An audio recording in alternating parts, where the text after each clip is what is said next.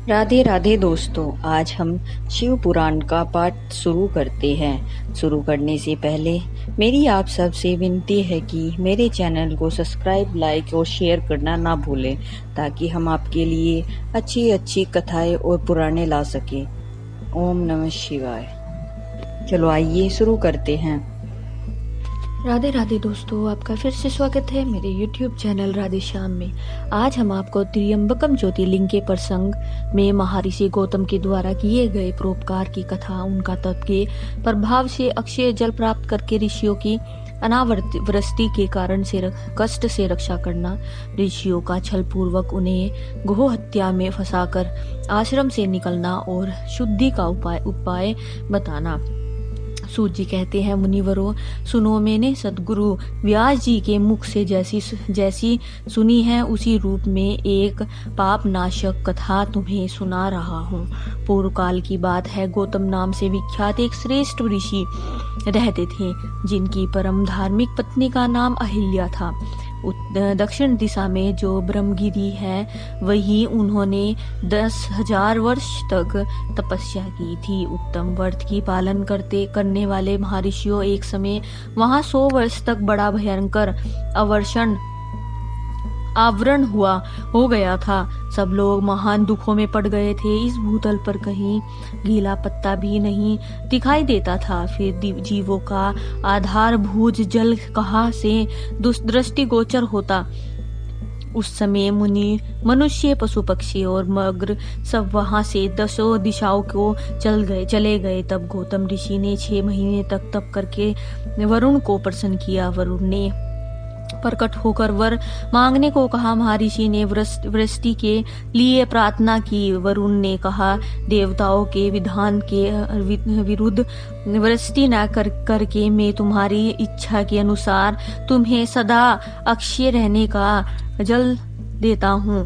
तुम एक गड्ढा तैयार करो। उनके ऐसा कहने पर गौतम ने एक हाथ गहरा गड्ढा खोदा और वरुण ने उसे दिव्य जल के द्वारा भर दिया। तथा परोपकार से सुशोभित होने वाले मुनि श्रेष्ठ गौतम से कहा, महामुनि, कभी क्षीण न होने वाला यह जल तुम्हारे लिए तीर्थ रूप होगा और पृथ्वी पर तुम्हारे ही नाम से उसकी ख्याति होगी। यहाँ किए हुए दान, होम, तप, देव पूजन तथा पितरों का श्राद्ध सभी अक्षय हो गए। ऐसा कहकर उन महर्षि से प्रसन्नचित हो वरुण देव अंतर्ध्यान हो गए। उस जल के द्वारा दूसरों का उपकार करके महर्षि गौतम को भी बड़ा सुख मिला।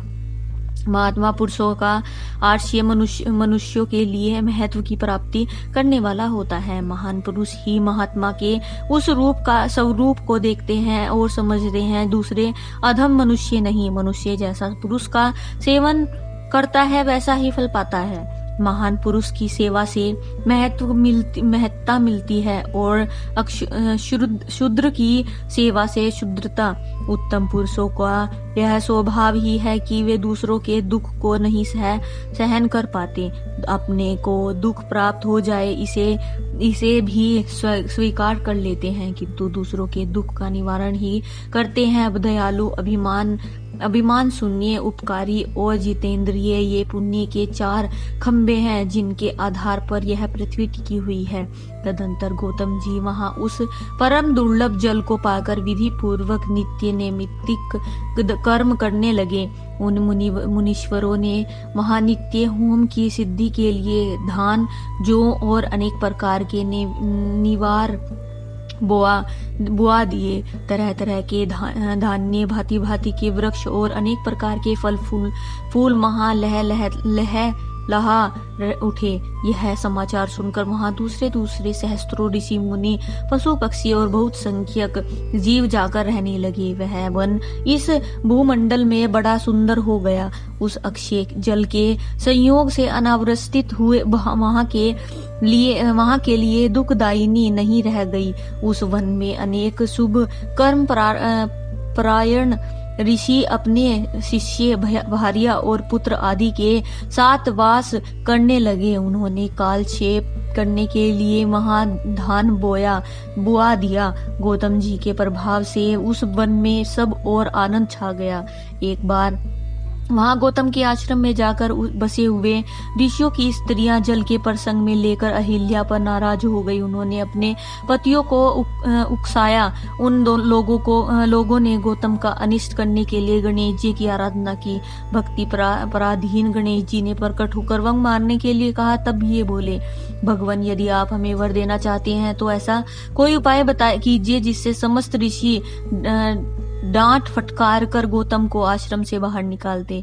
गणेश जी ने कहा, ऋषियों तुम सब लोग सुनो, इस समय तुम उचित कार्य नहीं कर रहे हो। बिना किसी अपराध के उन पर अक्रोध करने के कारण तुम्हारी हानि ही होगी। जिन्होंने पहले उपकार किया हो उन्हें यदि दुख दिया जाए तो वह अपने लिए हितकारक नहीं होता है। जब उपकारियों को दुख दिया जाता है तब उससे इस जगत में अपना ही नाश होता है। ऐसी तपस्या करके उत्तम फल की सिद्धि की जाती है। स्वयं ही शुभ फल का परित्याग करके हितकारक फल को नहीं ग्रहण किया जाता है। ब्रह्मा जी ने जो यह कहा है कि असाधु कभी साधुता को और साधु कभी असाधुता को नहीं ग्रहण करता है, यह बात निश्चय ही ठीक जान पड़ती है।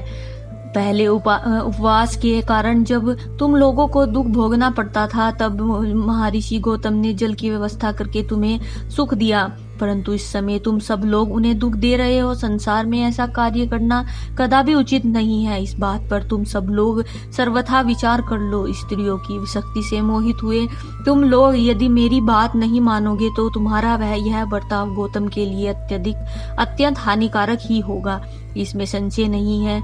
ये मुनि श्रेष्ठ गौतम तुम्हें पुनः निश्चय ही सुख देंगे, अतः उनके साथ छल करना कदापि उचित नहीं। इसलिए तुम लोग कोई दूसरा वर मांगो।